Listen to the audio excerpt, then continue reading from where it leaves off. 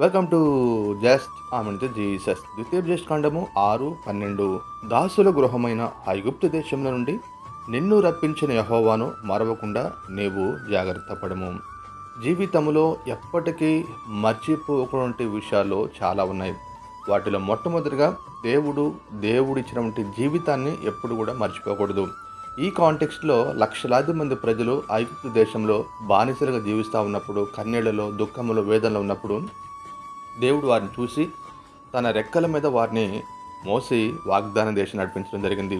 అదేవిధంగా జీవితంలో సహాయం చేసిన వాళ్ళను, అన్నం పెట్టిన వాళ్ళను, బ్రతుకు తెరువు చూపించిన వాళ్ళను, కష్టకాలంలో మేమున్నామని సహాయం చేసిన వాళ్ళను ఎప్పుడు కూడా మర్చిపోకూడదు.